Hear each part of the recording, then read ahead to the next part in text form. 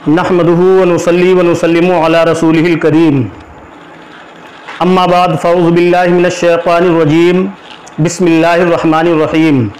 वला तुबाशिरूहुन्ना व अंतुम आकिफूना फ़िल मसाजिद। आमन्तु बिल्लाह।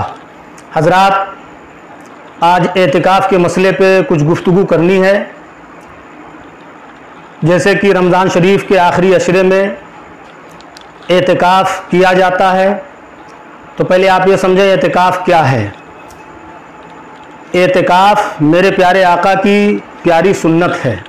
मेरे आका सल्लल्लाहु अलैहि वसल्लम अपनी तमाम ज़िंदगी में एतिकाफ़ फरमाया करते थे। रमज़ान के आखिरी अशरे में यूँ तो रिवायत है कि अव्वल अशरा में भी मेरे आका ने एतिकाफ़ फरमाया, फिर अशरे सानिया में भी एतिकाफ़ फरमाया यानी दूसरे अशरे में, और हदीस मुतवातिरा इस बात की गवाह है कि मेरे आका सल्लल्लाहु अलैहि वसल्लम आखिरी अशरे में एतिकाफ़ फरमाया करते थे। एतिकाफ़ का माना है कि अल्लाह की इबादत की नीयत से मस्जिद में 20 रमज़ान की बाद नमाज असर से ईद उल फित्र का चांद तुलू होने तक मस्जिद में ठहरना, वहीं रहकर अल्लाह की इबादत करना, कुरान की तिलावत करना, नवाफिल पढ़ना, नमाज़ें पढ़ना, इबादत करना, तस्बीहात पढ़ना, दुरूद व सलाम पढ़ना, मस्जिद के अंदर रहकर। जो एतिकाफ़ 10 दिन का किया जाता है वो एतिकाफ़ सुन्नत मौक़िदा अलल किफ़ाया है। आजकल बहुत सी मसाजिद में देखा यह जाता है कि आखिरी अशरा में भी लोग एतिकाफ़ नहीं करते और मस्जिदें खाली रहती हैं। ये सुन्नत रसूलुल्लाह के तर्क करने का गुनाह पूरी कौम पे होता है। अगर मस्जिद खाली है तो पूरे मोहल्ले वाले गुनाहगार हैं, पूरी बस्ती वाले गुनाहगार हैं अगर एतिकाफ़ नहीं किया गया।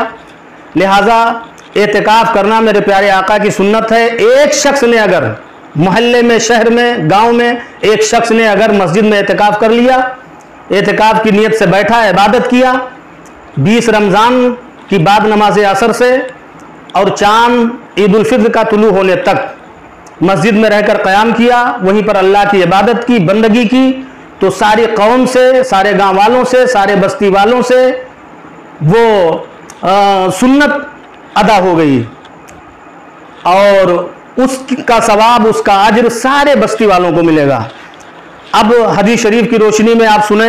हदीस शरीफ है, मेरे आका सल्लल्लाहु ताला अलैहि वसल्लम इरशाद फरमाते हैं, सहीहीन में उम्मुल मोमिनीन सैयदा आयशा सिद्दीक़ा रज़ियल्लाहु ताला अन्हा से मरवी कि रसूलुल्लाह सल्लल्लाहु ताला अलैहि वसल्लम रमज़ान के आखिर अशरे में एतिकाफ़ फरमाया करते थे।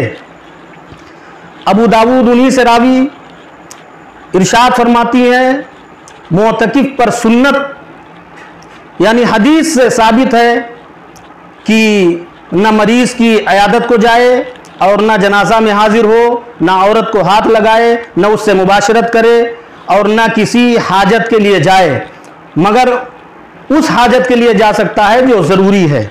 और एतिकाफ़ बगैर रोज़ा के नहीं, और एतिकाफ़ जमात वाली मस्जिद में करे। सबसे अफजल एतिकाफ़ कहाँ है, ज़रा ये भी आप सुन लें। सबसे अफजल एतिकाफ़ मस्जिद हराम शरीफ है, सुभान अल्लाह। और उसके बाद जो फजीलत हासिल है वो मस्जिद नबवी शरीफ को हासिल है। उसके बाद जो फजीलत है एतिकाफ़ की वो मस्जिद अक्सा को है। उसके बाद जामा मस्जिद को है। जो बड़ी मस्जिदें हैं जिसमें जुमा की नमाजें होती हैं यानी जामा मस्जिद उसमें है, और उसके अलावा उसके बाद तमाम और मसाजिद में है। इसकी फजीलत में हम और आपको गौर करना चाहिए कि एतिकाफ़ बहुत ज़रूरी है, सुन्नत मौक़िदा है, और सुन्नत मौक़िदा उसे कहते हैं जिसको मेरे आका सल्लल्लाहु अलैहि वसल्लम ने कभी तर्क ना फरमाया हो। लिहाजा हम और आपको एतिकाफ़ के लिए ज़रूरी गौर करना चाहिए, ध्यान देना चाहिए, कोशिश करना चाहिए जितने ज़्यादा से ज़्यादा लोग हो सके एतिकाफ़ में बैठें। ये ज़रूरी नहीं है कि फ़कत एक आदमी बैठे, 2 बैठ सकते हैं, 4 बैठ सकते हैं, 10 बैठ सकते हैं, 20 बैठ सकते हैं। जितने लोग मुअतकिफ़ हो उतने ही बेहतर है, उतने ही अफजल है।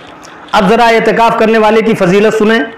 मेरे आका सल्लल्लाहु ताला अलैहि वसल्लम इरशाद फरमाते हैं, जो शख्स एतिकाफ की नीयत से मस्जिद में बैठकर रमज़ान के आखिरी अशरे में अल्लाह की इबादत करता है तो अल्लाह तबारक व तआला उसे 2 हज और 2 उम्रे का सवाब अता फरमाता है।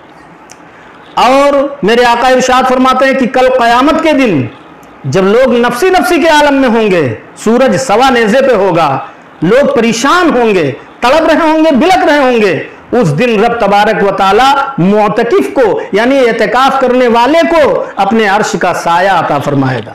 सुबहान अल्लाह। और मेरे आका सल्लल्लाहु तआला अलैहि वसल्लम इरशाद फरमाते हैं कि जब कोई मुअतकिफ आखिरी अशरे में, रमज़ान के आखिरी अशरे में जब एतिकाफ के लिए बैठता है और वो अल्लाह की इबादत करता है तो अल्लाह तबारक व तआला उसके सारे गुनाहों को मुआफ़ फरमा देता है।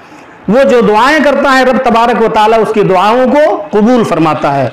तो हम और आपको चाहिए, ध्यान देना चाहिए इस बात पे कि एतिकाफ के लिए बैठें, खुद बैठें और दूसरों को इसकी तलकीन करें, दूसरों को इसकी ताकीद करें कि भाई एतिकाफ बैठिए। एतिकाफ बैठना मेरे प्यारे आका सल्लल्लाहु अलैहि वसल्लम की प्यारी सुन्नत है, तो इस सुन्नत को हम अदा करें।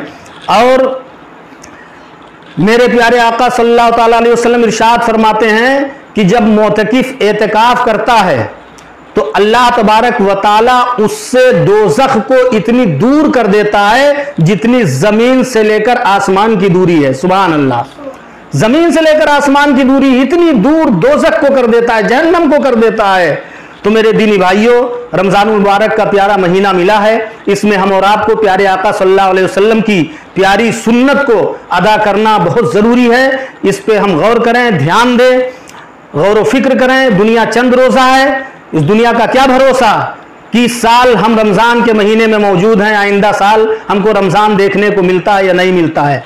रब तबारक व तआला की बारगाह में दुआ है तमाम मेरे मोमिन भाई और बहनों की उम्र को खूब लंबी फरमाए, खूब लंबी फरमाए, हर साल रमज़ान मुबारक अता फरमाए। मगर एक आन का किसी का ठिकाना नहीं है, एक आन के लिए किसी का ठिकाना नहीं। आगाह अपनी मौत से कोई बशर नहीं, सामान 100 बरस का है, पल की खबर नहीं। तो मेरे दीनी भाइयों, हम और आपको इस पे ध्यान देना चाहिए, गौर व फिक्र करना चाहिए, मसाजिदों को आबाद करना चाहिए ताकि रब तबारक व तआला हमसे राजी हो, हमसे खुश हो। हम जो दुआ करें उसकी बारगाह में मौला ताला कबूल फरमाए। लिहाजा आने वाले इसी रमज़ान के 20 रमज़ान की तारीख से उसी दिन बाद नमाज असर एतिकाफ की नियत से हम मस्जिद में दाखिल हों। हाँ, एक सवाल और रह गया, वो ये है कि औरतें भी अपने अपने घरों में एतिकाफ कर सकती हैं, उनके लिए भी इजाज़त है। उनके लिए मस्जिद में नहीं, मर्दों के लिए मस्जिद ख़ास है।